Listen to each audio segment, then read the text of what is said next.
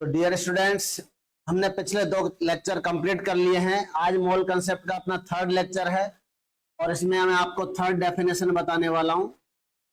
First definition क्या था? 1 मोल atom, 1 मोल परमाणु,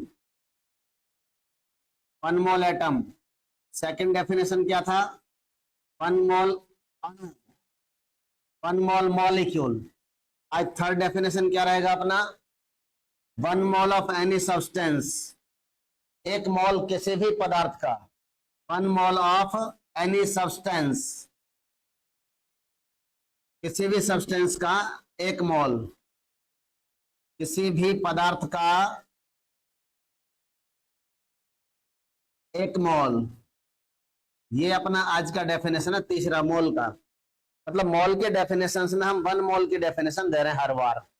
पहले हमने 1 मोल का परमाणुओं के लिए डेफिनेशन दिया कि एटम्स का या परमाणुओं का 1 मोल क्या होता है। 1 मोल ऑफ एटम्स कंप्लीट हो चुका है फर्स्ट लेक्चर में। 1 मोल ऑफ मॉलिक्यूल्स, ये भी सेकंड लेक्चर में कंप्लीट हो गया है। आज हमारा 3rd लेक्चर है, इसमें है 1 मोल ऑफ एनी सब्सटेंस, किसी भी पदार्थ का 1 मोल क्या होता है ये बताने जा रहे हैं। ठीक है, अब इसको ध्यान से समझना बेटा। सिंपल सा डेफिनेशन है, the collection means group, the collection और ग्रुप और सेट और एग्रीगेशन, ये सभी एनालॉगस मीनिंग्स हैं। Aggregation, the collection, group, set और aggregation of N molecules, N particles. N particles, N का मतलब होता है एवोगाड्रो नंबर के equal particles, is known as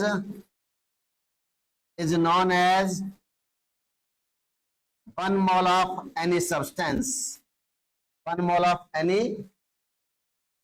given substance. मतलब यह है कि किसी भी पदार्थ के एन पार्टिकल्स का ग्रुप को या एन पार्टिकल्स के कलेक्शन को 1 मोल कहा जाता है। बात क्लियर? तो किसी भी पदार्थ के एन कणों का समूह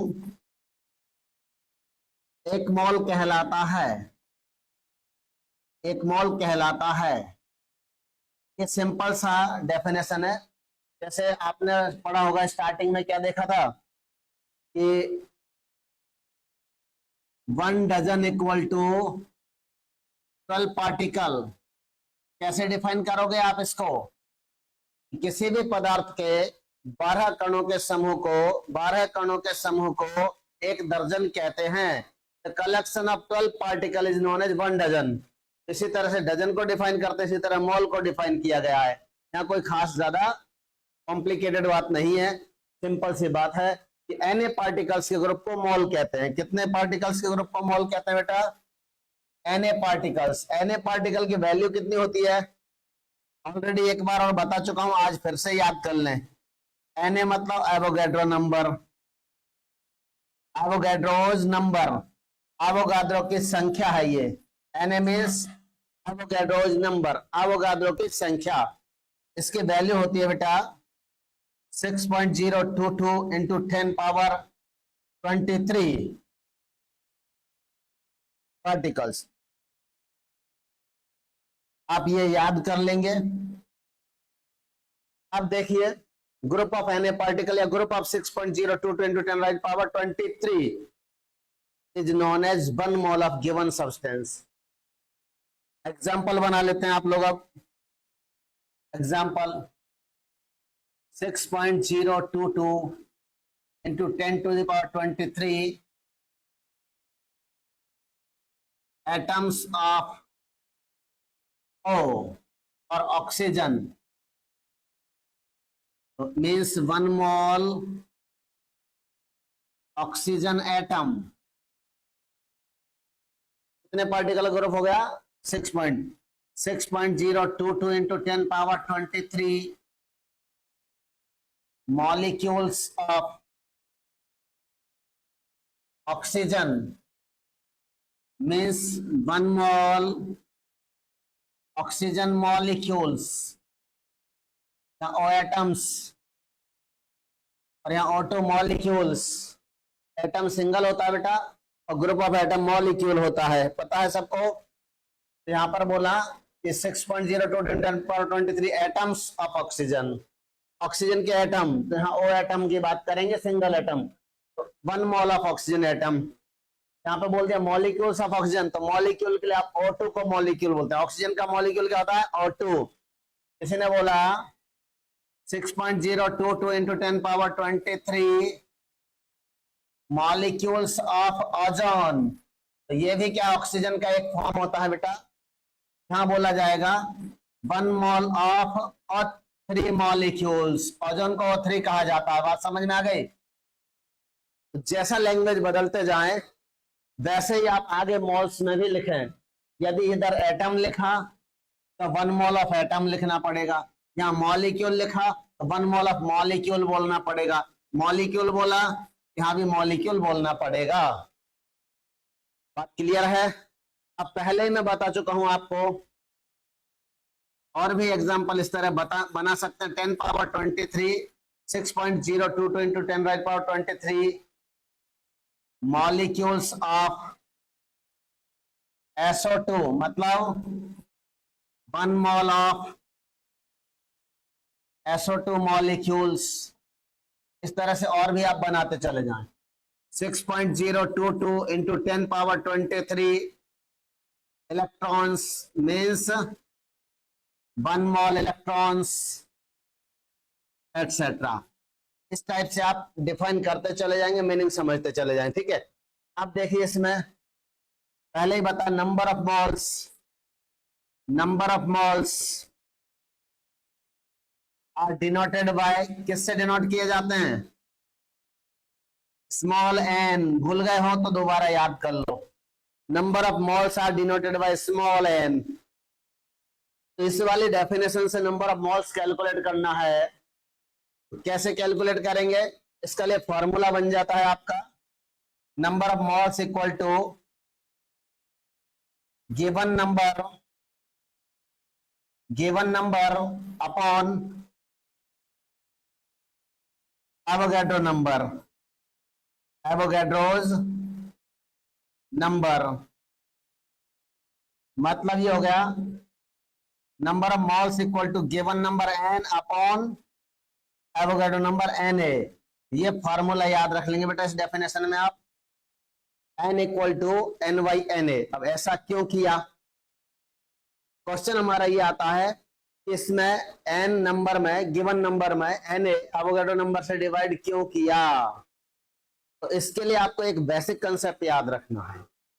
ये बेसिक कंसेप्ट है, ये वो इस तरह से है। देखो बेटा, आप सभी को पता है तो बेसिक कंसेप्ट क्या है उसको आप देखेंगे। इस चीज के पीछे बेसिक कंसेप्ट ये है कि नंबर ऑफ यूनिट्स, इकाइयों की संख्या बराबर given amount upon amount in 1 unit. ये याद रखना है आपको। और इस कंसेप्ट से आप कोई भी फॉर्मूला बना सकते हैं, यानी इकाइयों की संख्या बराबर या इक्वल टू दी गई मात्रा, दिया गया अमाउंट अपॉन एक इकाई में मात्रा। ये वाला फॉर्मूला आपको यदि याद हो गया तो ये कंसेप्ट बिल्कुल क्लियर समझ में आएगा। कैसे? देखो, सिंपल सी बात है। एक बच्चे को बोला जाए, सपोज करो, एक बच्चे को बोला जाए सपोज करो बेटा आपके पास ये 12 मार्कर हैं, या आपके पास ये बोला जाए 36 मार्कर है। कितना मार्कर बोला हमने? 36 मार्कर। और उसको बोल करके बोला how many dozens are there, कितनी दर्जन है मार्कर की। इस तरह से क्वेश्चन किया जाए तो आप इस कंसेप्ट को लगाएंगे ऊपर वाले को कि डजन्स की संख्या, number of dozen equal to दी गई मात्रा, गिवन अमाउंट कितना बेटा 36, अपॉन एक इकाई में मात्रा, एक डजन में मात्रा कितनी होती है, एक डजन में मात्रा 12, तो 12 3 जा 36, 3 डजन्स। बात क्लियर बेटा। जब ये कंसेप्ट डजन के लिए काम कर रहा है तो किसी भी चीज के लिए काम कर सकता है। सिमिलरली एक और एग्जांपल लेते हैं। मान लो सभी बच्चे क्रिकेट खेलते होंगे ना, क्रिकेट खेलते हैं ना सभी बच्चे, तो अब इस तरह क्रिकेट से अपन कोरिलेट करेंगे तो हमें आसानी से याद रहेगा कंसेप्ट। कैसे कि मान लो एक बच्चे ने 350 रन्स बनाए in cricket, runs in cricket. Cricket में कितने रन्स बनाए बेटा 350 रन्स। अब क्वेश्चन पूछा जाए how many centuries of runs are there,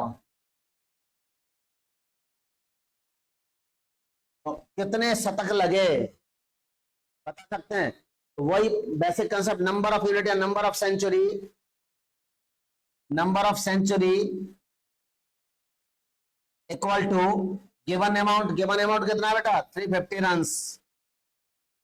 amount in 1 unit मतलब अमाउंट इन 1 सेंचुरी कितना होता है 100, 3.5 सेंचुरी। देखो यही कंसेप्ट जो बेसिक कंसेप्ट है सिंपल सा, वो क्या है डजन के लिए एप्लीकेबल है। यही कंसेप्ट आपका सेंचुरी के लिए एप्लीकेबल है, तो क्यों नहीं है नंबर ऑफ मॉल्स के लिए एप्लीकेबल होगा।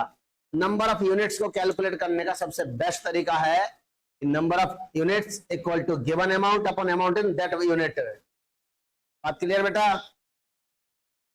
इकाइयों की संख्या बराबर दी गई मात्रा अपॉन एक इकाई में मात्रा। इस बात का आपने ध्यान रख लिया तो नंबर ऑफ मॉल्स आप कैलकुलेट करना सीख जाएंगे।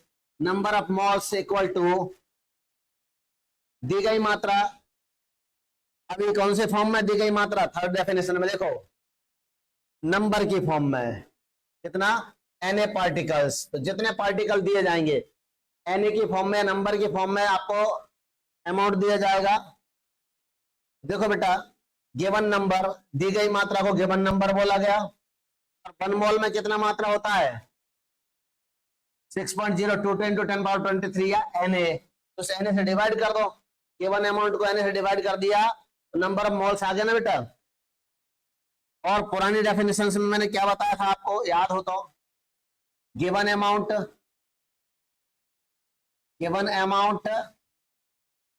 अपॉन अमाउंट इन 1 मोल,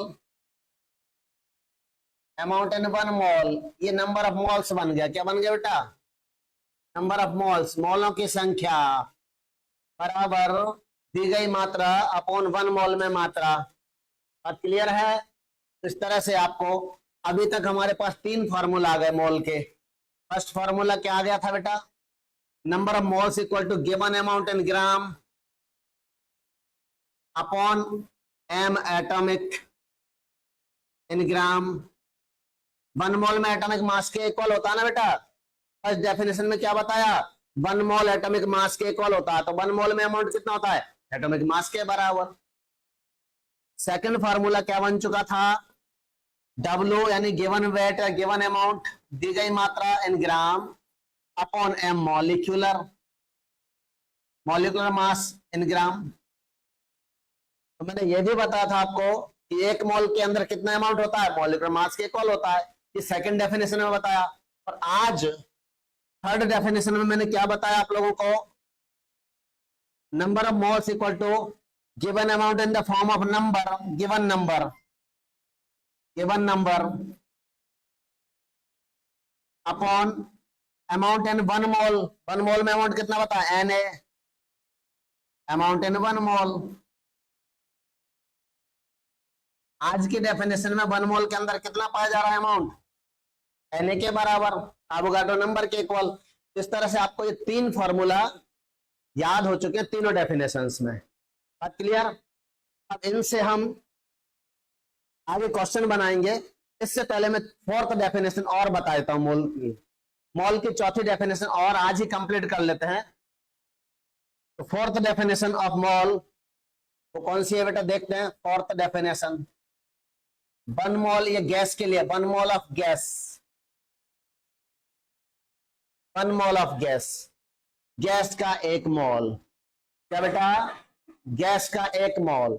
बहुत सारे क्वेश्चन एक साथ करेंगे थोड़ी देर में, बस ये चौथी डेफिनेशन खत्म हो जाए, मोल की सारी डेफिनेशन एक साथ खत्म हो जाए। तो 1 मोल ऑफ गैस, तो आप कहेंगे दी 22.4 liter of a gas at STP is known as 1 mole of a gas, 1 mole of given gas। मतलब आप कह सकते हैं क्या कि 22.4 litre of SO2 gas at STP means 1 mole of SO2, 22.4 liter of NO2 gas at STP means 1 mole of NO2, 22.4 liter of CO2 at STP means 1 mole of CO2, 22.4 liter of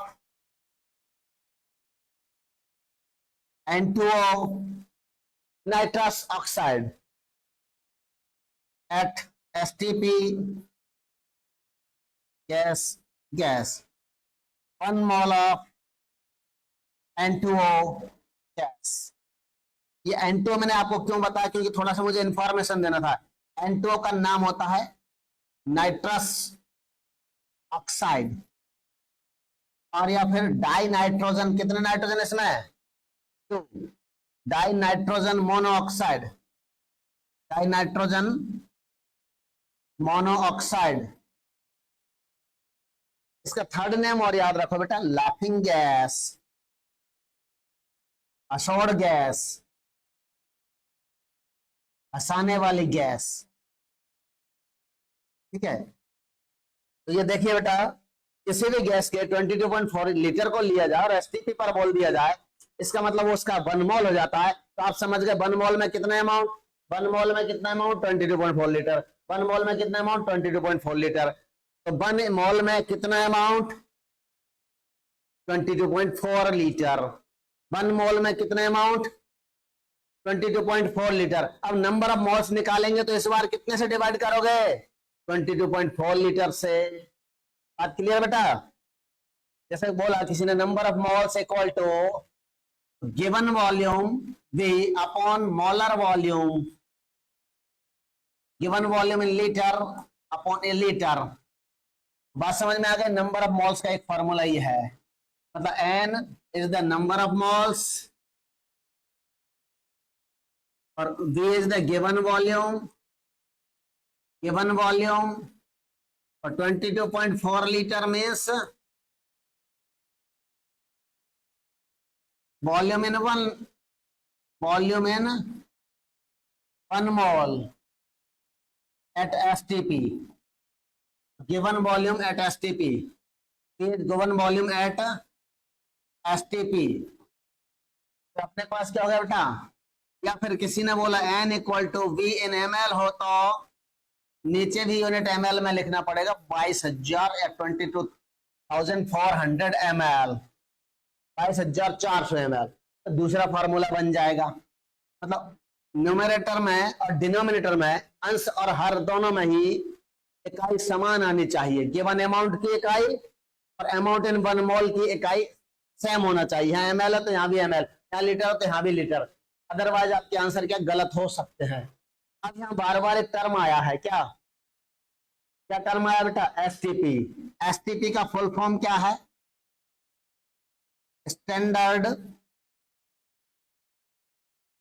temperature and pressure, temperature and pressure, याद है बेटा? नहीं है तो याद कर ले। Standard temperature and pressure, मानक ताप एवं दाब, मानक ताप एवं दाब, मातादा, मा मानक ताप एवं दाब, मातादा, मातादा, मातादा पर 22.4 लीटर बराबर 1 मोल। किसी भी गैस का मातादा पर, मानक ताप एवं दाब पर 22.4 लीटर बराबर 1 मोल, यानी कि एसटीपी पर किसी भी गैस के 22.4 लीटर इज नोन एज 1 मोल। अब देखिए बेटा, हमारे पास इन सबको, ये फोर्थ फार्मूला हो गया अपने पास। सारे फार्मूला को मिला करके अभी तक जितना भी मोल की चारों डेफिनेशंस पढ़ा है उन सबको मिला दिया जाए तो क्या बनेगा? समरी हो जाएगा, सारांश आ जाएगा। तो बनाओ summary, summary of definitions of mole, mole के डेफिनेशंस की समरी। ध्यान से देखना, बहुत आसान हो गया कंसेप्ट अब, और कोई सा भी किसी भी टाइप का क्वेश्चन आए बनते चला जाएगा easily.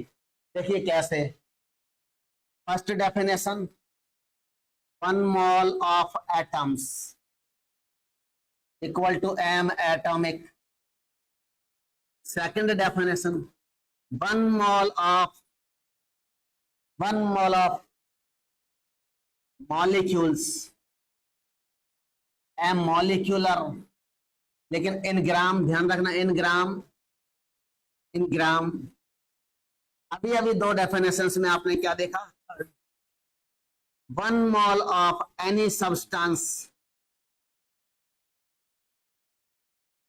Equal to Avogadro number के इक्वल। और फोर्थ देखा आपने अभी अभी, 1 mole of gas, 1 mole of gas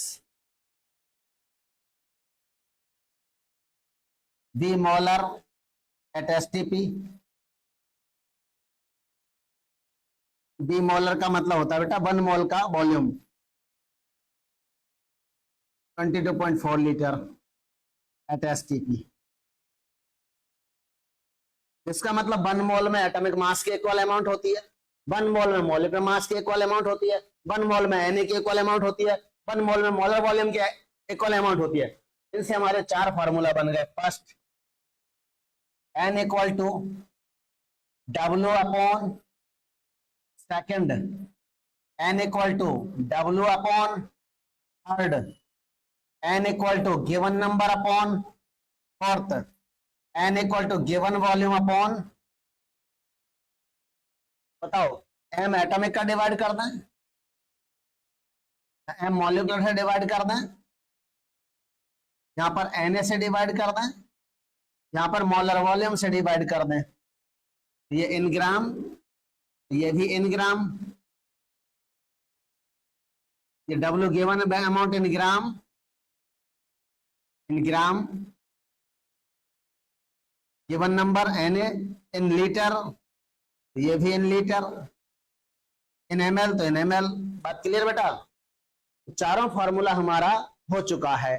अब इसके फॉर्मूला को और समराइज करें तो क्या होगा? Finally N equal to W upon M atomic equal to W upon M molecular equal to V upon V molar equal to N upon Na। ये चारों डेफिनेशंस को एक साथ आप रख सकते हैं। कितने फॉर्मूला हो गए बेटा अभी तक आपके पास? 4 हो गए। 5वां फॉर्मूला मोल का एक और आएगा, वो है PV equal to NRT equation से। उसको मैं बाद में डिस्कस करूंगा। फिलहाल क्योंकि मैं फोकस कर रहा हूं किस पर, सिर्फ डेफिनेशन पर, ताकि डेफिनेशन रिलेटेड सारे क्वेश्चन बन जाएं। बात क्लियर बेटा? तो देखो, अब देखते हैं हम। क्वेश्चन ये है,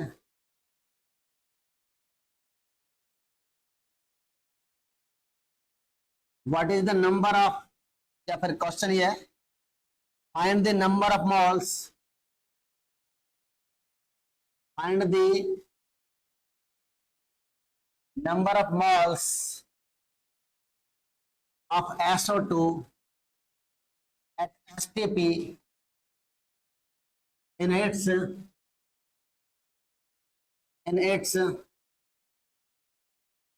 6.72 liter gas. A 1 mole, B 0.1 mole, C 0.2 mole, D 0.3 mole. तो टेस्ट में क्या दिया है?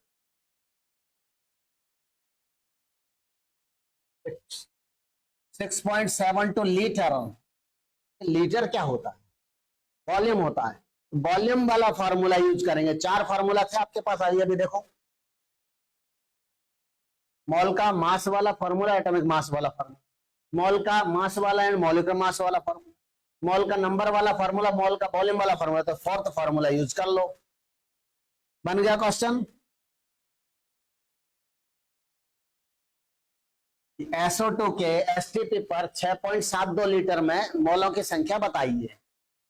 क्वेश्चन ये है, आपने सॉल्व किया। N equal to V upon V molar, 6.72 upon molar volume होता है बेटा 22.4 litre. Litre litre litre litre खत्म, मोल बच जाएगा। कितना हुआ बेटा? इसको सॉल्व करें तो आपने क्या किया, 67.2 अपॉन 22.2 कर दिया, इसको इंटू 10 कर दिया। मतलब कितना सा काम किया, यहाँ के पॉइंट को थोड़ा सा इधर खिसका दिया, तो अपॉन में 10 लगा दिया। जब पॉइंट को लेफ्ट टू राइट खिसकाते हैं यदि न्यूमरेटर में, तो डिनोमिनेटर में 10 लग जाता है। अंश में पॉइंट को खिसकाते हैं तो 10 इधर लग गया। लेफ्ट टू राइट आप हर में खिसकाते हैं तो 10 ऊपर लग जाएगा। इस तरह से ध्यान रखना कैलकुलेशन में। अब 22.4 इससे आप डिवाइड करोगे तो कितनी बार गया बेटा? 3 बार। 3/10 रह गया। इस 22.4 से ये कितनी बार कट गया? 63 टाइम्स। तो 3/10 बच गया। और 10 से जब डिवाइड करते हैं तो डायरेक्ट एक डिजिट पर क्या लग जाता है? पॉइंट लग जाता है। 0.3 मोल आ गया बेटा आंसर। नोट कर लें, ठीक है। अब क्वेश्चन नंबर 2 देखें इसी तरह से। क्वेश्चन नंबर 2 को हम दूसरे नेक्स्ट पेज पर लिखते हैं जल्दी से। Question number 2, find the molecular mass